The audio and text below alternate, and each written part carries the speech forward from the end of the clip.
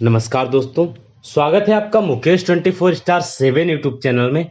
दोस्तों, इस वीडियो के माध्यम से हम आज आपको बताएंगे उस व्यक्ति के बारे में, एक ऐसे महान व्यक्ति के बारे में जिन्होंने बहुत सारे संघर्ष किए अपने जीवन में, अपने जिंदगी में उन्होंने बहुत सारे संघर्ष किए। मैं आज एक ऐसे व्यक्ति के बारे में बात कर रहा हूं, मैं आज अब बात कर रहा हूं डॉक्टर भीमराव अंबेडकर, भारत रत्न बाबा साहब भीमराव अंबेडकर जी के बारे में मैं बात कर रहा हूं।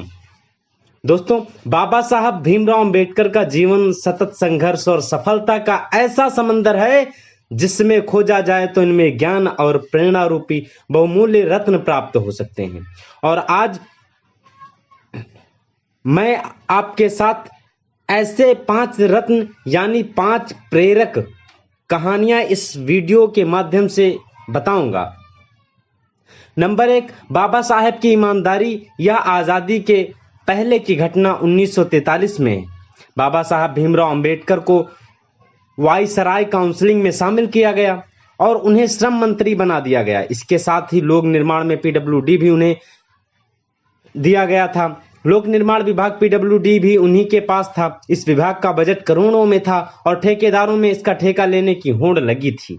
इसी लालच में दिल्ली के एक बड़े ठेकेदार ने अपने पुत्र को बाबा साहेब के पुत्र यशवंत राव के पास भेजा और बाबा साहब के माध्यम से ठेका दिलवाने पर, अपना पार्टनर बनाने पर और 25 से 50% तक का कमीशन देने पर प्रस्ताव दिया। यशवंत राव उनके झांसे में आ गए और अपने पिता को यह संदेश देने पहुंच गए। जैसे ही बाबा साहब ने यह बात सुनी और वो आग बबूला हो गए। उन्होंने कहा, मैं यहाँ पर केवल समाज के उद्धार का ध्येय को लेकर आया हूँ, अपनी संतान को पालने नहीं आया हूँ। ऐसे लोक लालच मुझे मेरे ध्येय से डिगा नहीं सकते। और उसी रात यशवंत को भूखे पेट मुंबई वापस भेज दिया। पुस्तक युग पुरुष बाबा डॉक्टर भीमराव अंबेडकर साहब, इनकी नंबर 2 कहानी। बाबा साहब और लाइब्रेरियन। डॉक्टर अंबेडकर ने अपने जीवन में बहुत से कष्ट सहे, बहुत से परेशानियां झेली, लेकिन कभी भी अपनी शिक्षा को प्रभावित नहीं होने दिया। वह हर दिन 14 से 18 घंटे तक अध्ययन किया करते थे। शिक्षा के प्रति उनकी ललक और भी तोड़ मेहनत का ही परिणाम थी। बदौड़ा के साहू महाराज जी ने उन्हें उच्च शिक्षा के लिए इंग्लैंड भेज दिया था। Doctor B R. अंबेडकर। प्रेरक प्रसंग व कहानियां। बाबा जो सारी पढ़ते थे। बाबा साहब को किताबों पढ़ने का बड़ा शौक था। माना जाता है कि उनकी पर्सनल लाइब्रेरी दुनिया की सबसे बड़ी व्यक्तिगत लाइब्रेरी है, जिसमें 50,000 से अधिक पुस्तकें थी। बाबा साहब से मैं कुछ और आपको जुड़े रोचक तथ्य बताऊंगा। लंदन का प्रवास के दौरान वे रोज एक लाइब्रेरी में जाया करते थे और 1 घंटा पढ़ाई किया करते थे। एक बार वे लंच टाइम में अकेले लाइब्रेरी में बैठे थे, ब्रेड का एक टुकड़ा खा रहे थे।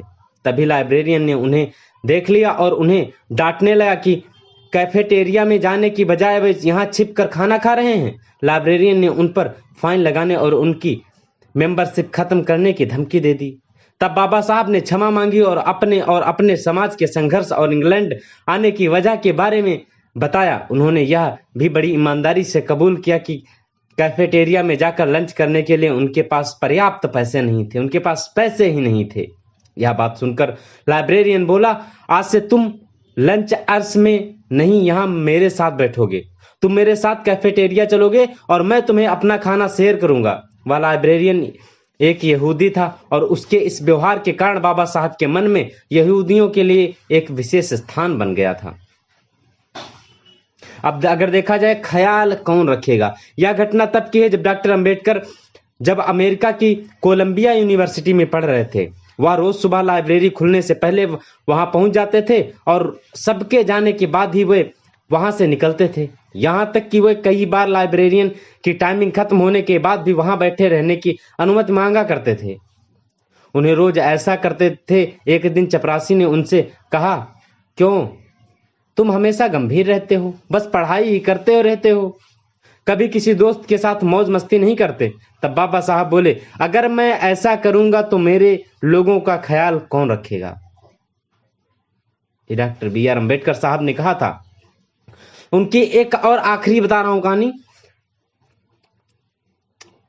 अंबेडकर को स्वतंत्र भारत के नए संविधान की रचना के लिए बनी संविधान मसौदा समिति बनाया गया था।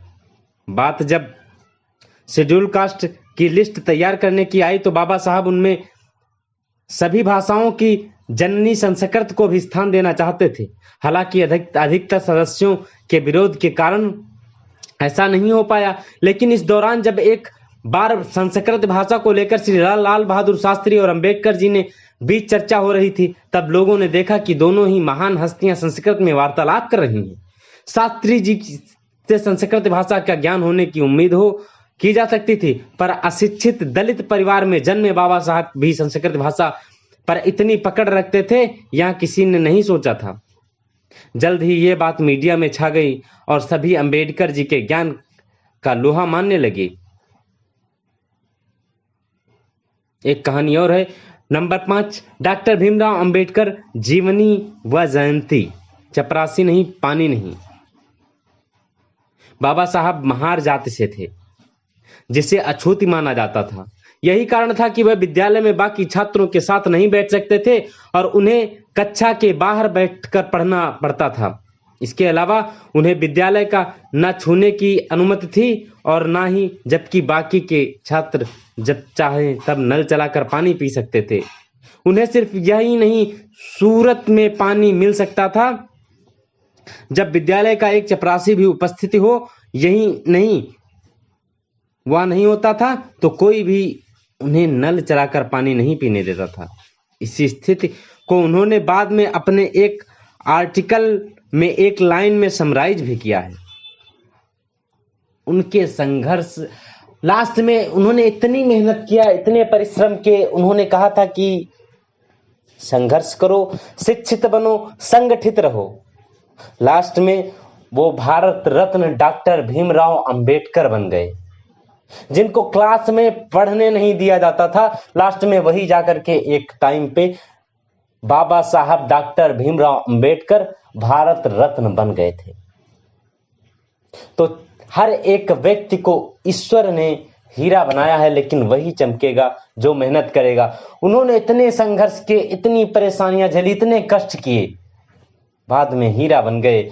और नमन है ऐसे व्यक्ति के बारे में जिनको इतने सारे कष्ट सहने के बाद में भी उन्होंने ऐसी ऐसी चीजें हासिल कर लिया।